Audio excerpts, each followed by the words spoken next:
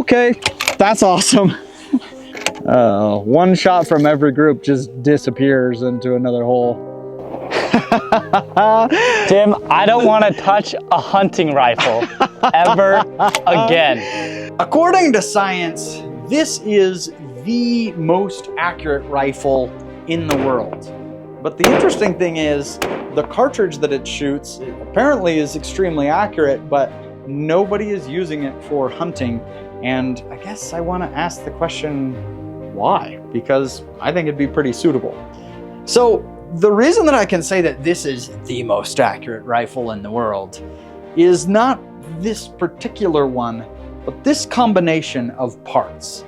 So let's say we take the PRS, which is the most competitive rifle competition, at least in the United States and a lot of countries, and we were to take the top 200, the elite, right?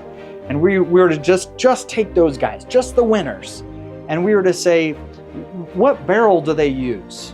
Not just what brand of barrel, but what length, what twist rate, everything. And we were to get exactly that barrel. That's what we have. And then the chassis and the trigger, and not just what trigger, but exactly what weight do you have it set on, the action that they use, the scope they use, everything down to the last detail. This is what the winners use, this exact combination.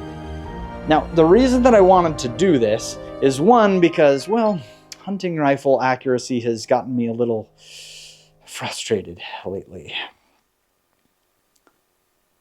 But there are plenty of accurate hunting rifles, but we have some things coming up on this channel that I wanted to have something supremely accurate for. But it's not just for that. What I wanted to see is this some kind of magic combination? Is it just that cartridge in that barrel with that exact amount of powder and that bullet that they use? Is there something just magic about that combo? That's what we're going to find out in this video, because we're about to take this out and shoot the first group with it and just see what it does. And then between segments, we're going to kind of shoot more groups. And then by the end of the video, we'll get the average of what this thing can do. Ready for the unveil? Here it is, the most accurate rifle in the world. Be still, my heart. Watch. Oh, she is a beauty. I mean, that is a great rifle. I mean, look at it. You can turn it on. It's got this cool level right here with pretty lights going on. This is the MDT Send It level, by the way. Very expensive when you can just get a bubble level, but it is awesome. Really like this thing. In fact, we started carrying this thing because it really impressed me. I think it's cool, but definitely expensive. So let's take this thing out. Let's shoot the first group, see how it does straight out of the gate. Very first group ever. Welcome to the range. Here we go. I'm nervous about this. Okay, you see 3 shots here? We have just sighted this in, just got on paper. It's still shooting pretty high here. But this is the very first group with this. Now remember, this is all what the pros use for the gear and 0 load development for this rifle. It's just taking the average of what everybody's using. So we'll see. There's a little gusty breeze that's coming, and our target is kind of fluttering slightly in the wind.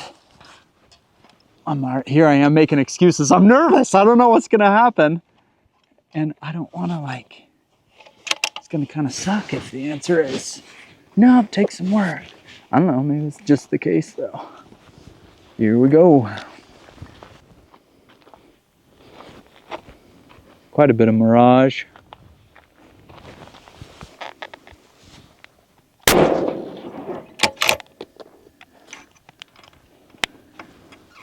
I'm needing to single feed these because we don't have the feed lips adjusted on this mag quite yet.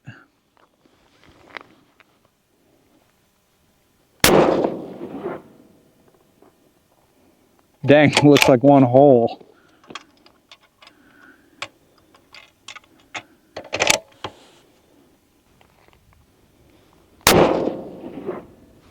Okay, that's awesome. That is a 1/4 minute group. First shots out of this rifle. Took 3 shots to get on paper, and then 1/4 minute group right out of the gate. That's just incredible. Okay, coming up, we're talking about that cartridge that is very unique. But first, let's talk about barrel. That is the key component of any system's accuracy. So this is a Bart line barrel. It's amazing what percentage of the top shooters are using Bart lines. Proof is, though, making inroads in this with some steel offerings. Now, when I'm talking about that survey, this is a series of blog posts that the Precision Rifle blog put together called What the Pros Use. It is awesome. You've got to read it. I've read through all of them. So helpful just to be able to learn from everybody else's knowledge and just that tribal knowledge of what is working. Then this action, this is an Impact 737R.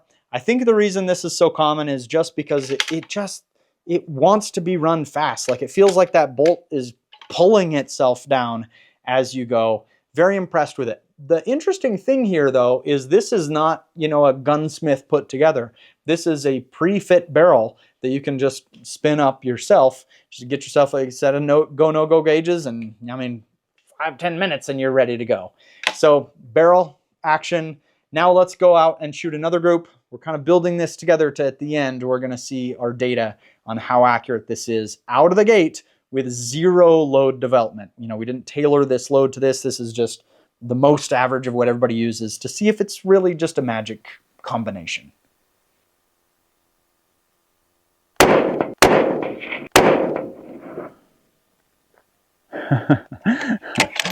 One shot from every group just disappears into another hole.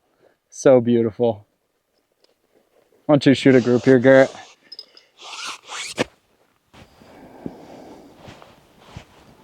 All right, top left. Bring it. Ready? Yep.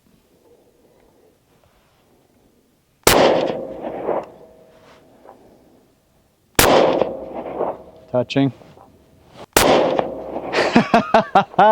Tim, I don't want to touch a hunting rifle ever again.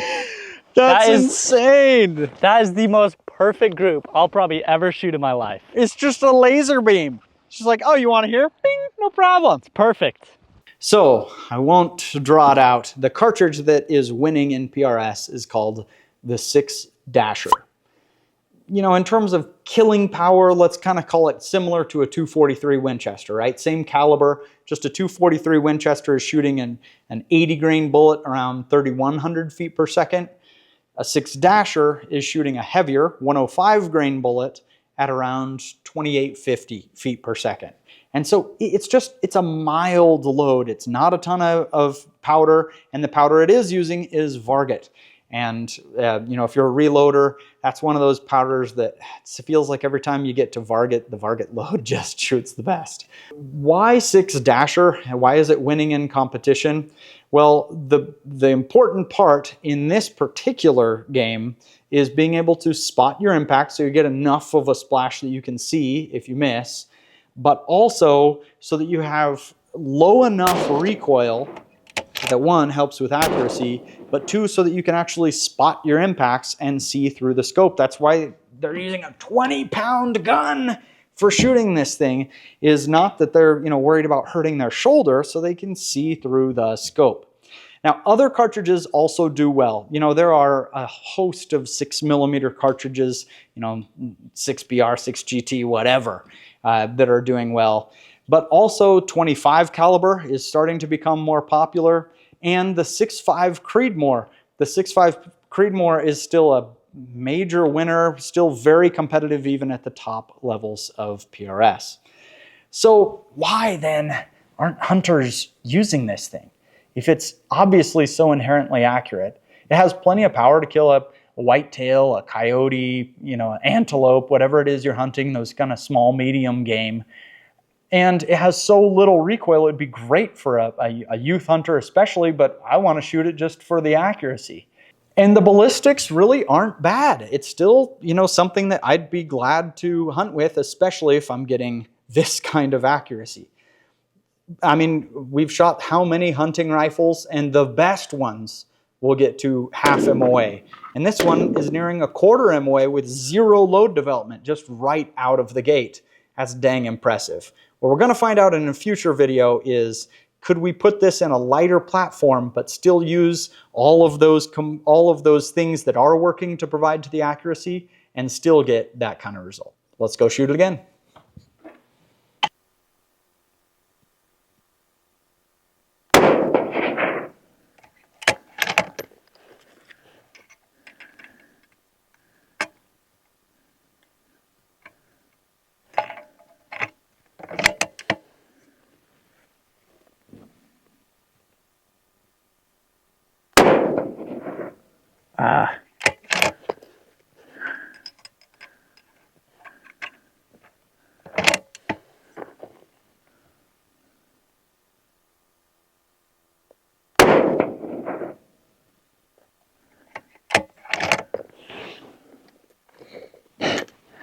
That'll do. Like when your worst group of the day is a little over a quarter minute, that is going to be just fine.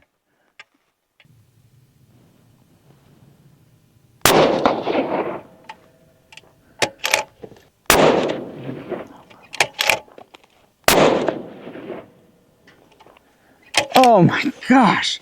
It's every time. It's two in the same hole and one just barely off at the worst. Let's go through some of the components here of what exactly is on this. Scope, I happened to put a Vortex Razor Gen 2 on here. Now this was not the winner. This is just one that I happen to have. The most popular was the Leupold Mark V HD 5-25. I do have a Mark V HD, but it's 3.6 to 18. Now, there is a different muzzle brake as well that is winning here, but I'm putting on the EC tuner brake because I'm not crazy. Eric Cortina is a friend, makes an awesome brake, and I've got that loaded on here. The trigger that is the most common in the PRS is the TriggerTech Diamond trigger. It feels great. You can get it light. This one is set to 12 ounces, which is the most common for this game. Is this really just not accomplishable with a hunting rifle? Like, what is the deal here?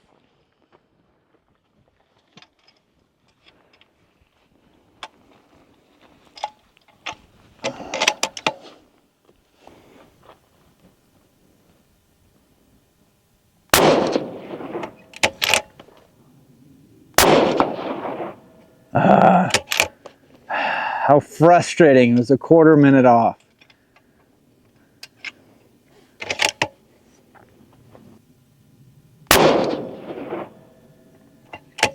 Absolutely beautiful.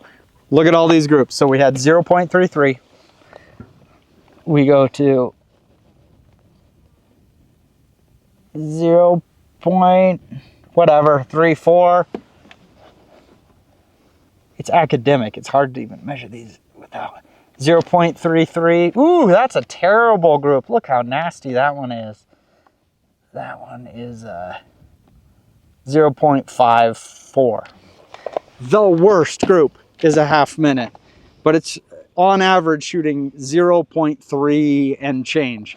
That's with a box that sometimes wriggles in the wind, a 4-mile-an-hour breeze, and we've done 0 load development. This is just taking the average, just putting it together. I'm impressed. Oh, she's a heavy one. This thing's coming in at 20 pounds. I put this in the MDT ACC Elite chassis. Now, the more common was the Masterpiece Arms. I have one of those on the Bogara Premier Competition. That's fantastic.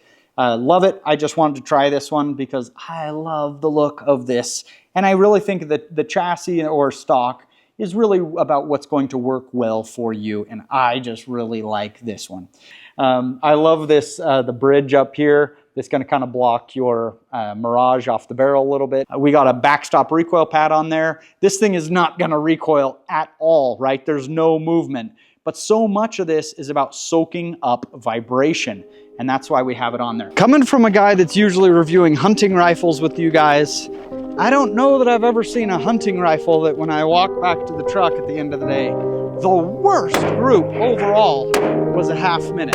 And we didn't give the gun any time to cool down, just rattling off group after group after group, averaging 0.3 and change, no load development. So it's an expensive gun, big time, very expensive. But the question that I have is, what could we take from this and deconstruct? Is it the cartridge? Is it the load? The powder? Does the gun really have to be that heavy? Does the gun have to be that expensive?